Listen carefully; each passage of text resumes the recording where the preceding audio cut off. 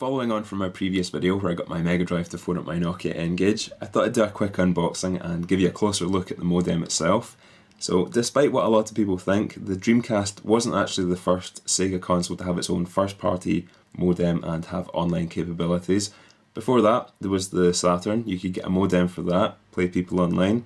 And then before that, obviously there was the Mega Drive, and using this peripheral here, you could go online. The particular version I'm going to be taking a look at is this one here, and this is the Game Library or Game Toshokan bundle pack. And you could buy the modem on its own if you wanted, but with this package you basically got everything you needed to connect to the internet and download your games and play people online. The Game Library network was a subscription-based service where you could pay 800 yen per month, and then that would allow you to then download some mini games and play people online.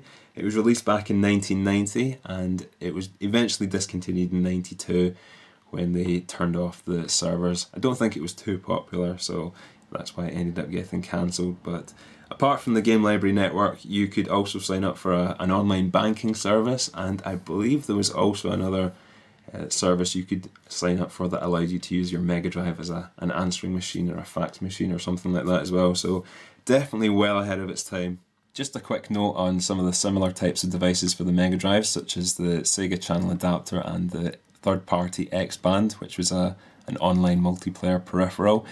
These worked in quite a different way to the official modem in that the likes of your Sega channel adapter, this was more of a receiver than anything else. It wasn't like a two-way communication device. You couldn't play online multiplayer or anything. This basically just hooked up to your cable provider here, and it really just tuned into a live stream and downloaded the data it needed for your gaming. That way you couldn't broadcast anything from this, so you can play multiplayer. The likes of the X-Band, that worked in a way where it basically manipulated the code within games to make the Mega Drive think that you were playing another player in the room. So again, works quite differently from the modem here, which was the games that were released for this were coded specifically for the modem, so it was for proper online multiplayer.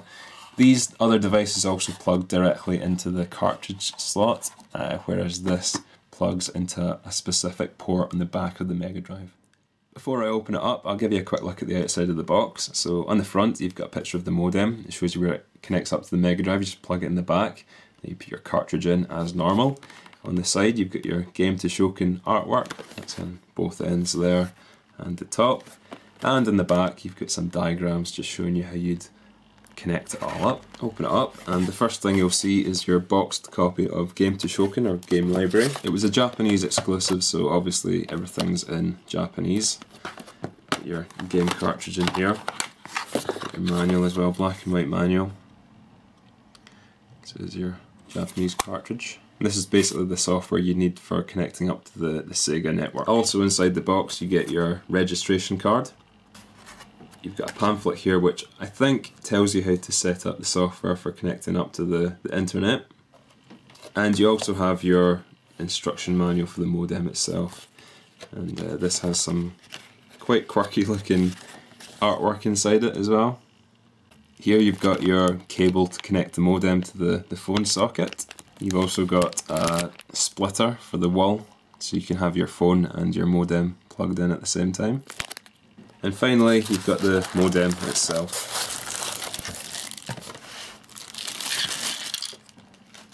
And you also get the little screw attachment there for connecting it to the back of the Mega Drive. That just goes in there.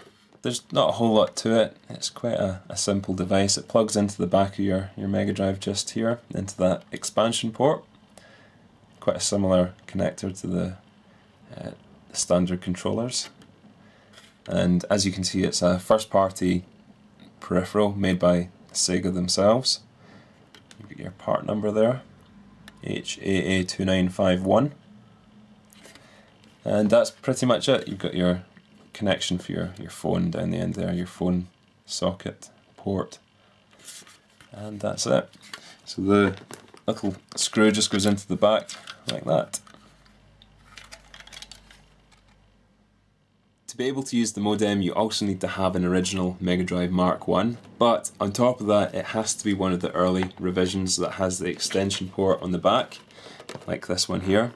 So if you've ever wondered what this is for, now you know. and it was actually removed from later revisions of the console because obviously the modem didn't sell that well.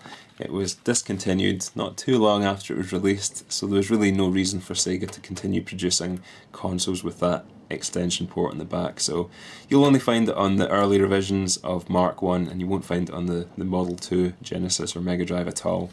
So all you do is you plug it into the back like so, you tighten up the screw to secure it in place, and then you can hook up all your phone cables, your power, your AV, put in your cartridge, and you're ready to play some online Mega Drive games. To round off the unboxing and the overview, I'll give you a quick look at some of the modem compatible software in action, and I've got a copy of Cyberball here, and this is one of the few, if not the only game that was released in both PAL and North American territories that actually has the modem settings and options on the cartridge. They're just hidden from view, but if you have a modded Mega Drive like this one here and you have the modem hooked up, you can actually force those settings to become visible and you can still play this online today. It's a peer-to-peer based system, so if you know someone else that's got a copy of this game and the modem, you can actually play your Mega Drive online. So I'll give you a quick look at that. I've got everything all hooked up now. I've got my PAL copy of Cyberball connected to my Mega Drive, which is currently in NTSC English mode, and I've also got the modem plugged in at the back. And if we just take a look at the main menu here, you won't see any option for the modem or online multiplayer. So what I can do is go back down here and just flip this over to Japanese, hit reset and let the console start up again. Grab my controller and just bring up the menu.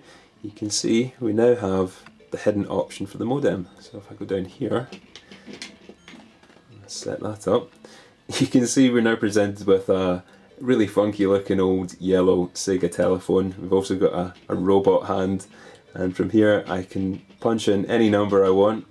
And the way this would have worked, and it even still works today, is it's like a peer-to-peer system. So if I knew someone that had the modem and a copy of the game I wanted to play, I just dial their home number and this would call directly into their Mega Drive and we could play a two-player game. So really advanced. This is basically online multiplayer on a home console way back in the early 90s. And finally, this is just a quick look at the Sega Game Library menu screen. This is the software you'd use for connecting up to the servers and downloading your mini games and all that kind of stuff. But yeah, that's a quick look at the Sega Mega Drive modem. I managed to find mine on eBay. They're not too uncommon and they don't usually cost that much, but quite an interesting piece of gaming history, I suppose. So thanks for watching and I'll catch you again soon.